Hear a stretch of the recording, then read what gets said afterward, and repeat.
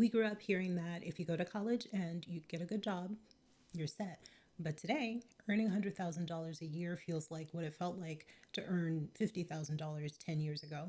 But don't blame the president. These folks are right about one thing for sure: prices are way too high, paychecks don't go as far, and regular people are really getting choked. Meanwhile, big companies and elites are living each day to its fullest. A bunch of finance bros are about to give this man all their money so that they can get in on the ground floor. When I was still at Tesla, I helped somebody who'd retired from SpaceX. She cashed out some of her stock to buy one of the cars. She'd gotten the stock when it was worth less than $1. Can you imagine? If this IPO goes through, she will be very, very rich. I mean, if she still has stock. Apparently, the per share price was $421 in the latest secondary offering. There are plenty of very wealthy people who already own SpaceX stocks. All they need is an IPO to make it worth much, much more. Clearly, those finance bros are well too late.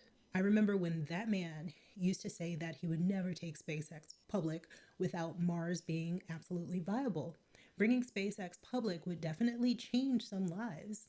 I know he's already the richest man in the world, but he'd be even richer than that. And that's life changing. If you make $100,000 a year, you definitely should be able to do this too. 100K is way more than most people make. If you're broke, it's because your lifestyle, it's because of your poor choices. All you need to do is work a little harder. You need to spend within your means, you need to budget better, you need to cut your luxuries, and you need to invest more, right? Okay, fine. Rent has gone up by 55% since 2015. And out of pocket medical spending, not counting your insurance premium, that has gone up. You may think you don't get to choose whether you pay rent or get medical care, but you do. You can move home and you can practice meditation like you did back in 2015.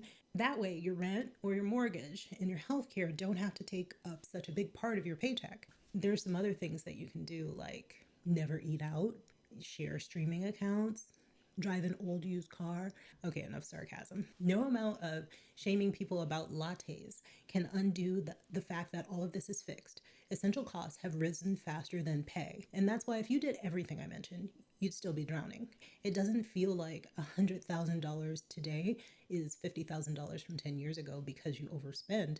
It feels that way because everything has made the basics of life unaffordable. Average inflation does not reflect life inflation. For the past 2 decades, rents and house prices have been rising faster than incomes across most regions of the United States. Who cares what the Bureau of Labor and Statistics says the inflation rate is? You can cut out all of your incidental spending, but if the cost of the roof over your head keeps going up faster than your income increases, what are you supposed to do? Your salary, it looks much bigger than your grandparents', but back then houses were cheap relative to their income. Medical bills were far lower. Their wages reflected their productivity. Your housing costs are higher. You pay more out of pocket for healthcare, and people all around you are getting laid off. And all this happened because we allow businesses and elites to avoid being taxed on the money they claim hasn't been realized. That same money that they buy all the necessary resources with, the ones that we need to live, they give us all the risk and they take away all the rewards. This situation isn't about choices, it's about how the system prices basic things. So what can we do now that we understand this? Hi, I'm Kina. I'm not AI, but my editing and my voice make some people think that I am. I just found out what mid-roll ads look like on my videos. I am slowly turning those off. I have YouTube Premium through my mobile plan, so I don't actually get to see them. And when I saw one on my husband's page, I was shocked. I didn't realize how obnoxious they are. Apparently, I'm in the business niche, so I get a lot of financial bro ads. Tell me what kind of ads you get.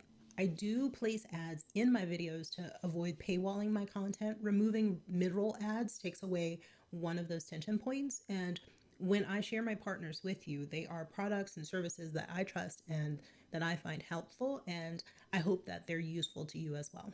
A product that I use every single day and that I trust is Proton Pass. Proton was born in Switzerland in 2014. That's when a team of scientists who met at CERN, that's the European Organization for Nuclear Research, decided to build a better internet where privacy is the default. After they raised $500,000 through crowdfunding, the first product launch was Proton Mail. That's their encrypted email service. With Proton's password manager, Proton Pass, you get access to the Proton ecosystem, including Proton VPN, Proton Mail, and Proton Drive. There's even a free tier. Let me tell you, housing is the biggest reason 100,000 feels like 50,000, and it's heavily shaped by local policy. It's zoning, it's building rules, it's tenant protections, it's public investment. And as an individual, you can engage locally where decisions are being made.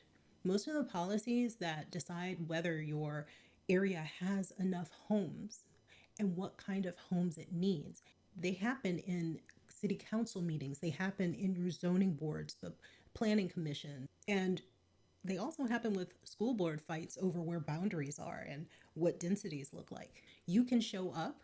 You can also call in when your city is discussing things like legalizing duplexes in single family home zones, or if they allow accessory dwelling units, or for approving affordable housing or mixed income housing. Every single voice matters, so let yours be heard. You don't have to be an expert. They just need to see actual people. The people who already go to these types of meetings are probably the ones who are fighting against you. If we continue not to participate, their voices are going to remain the only ones that are heard.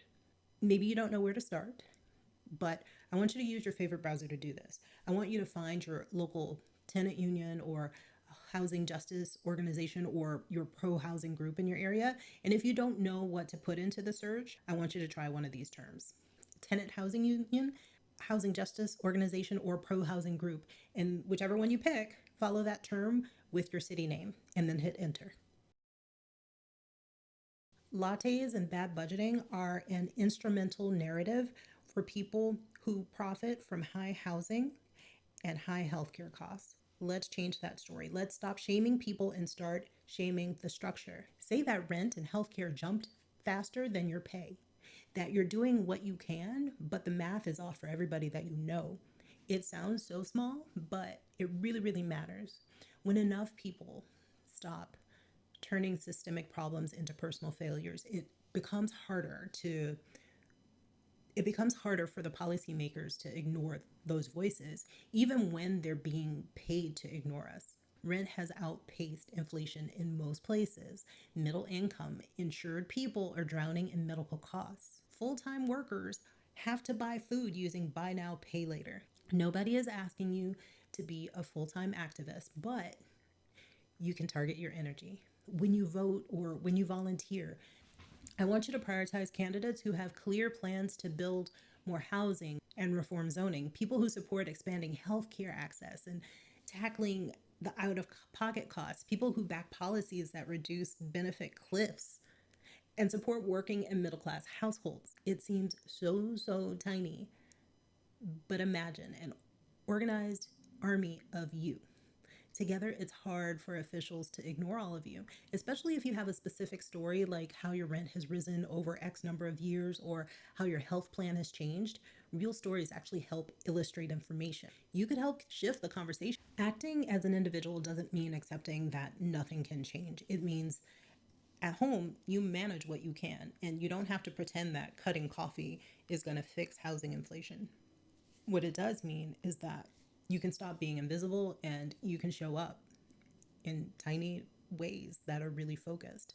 The reason why 100,000 feels like 50,000 from 10 years ago is that the price of everyday stable life has just gone up.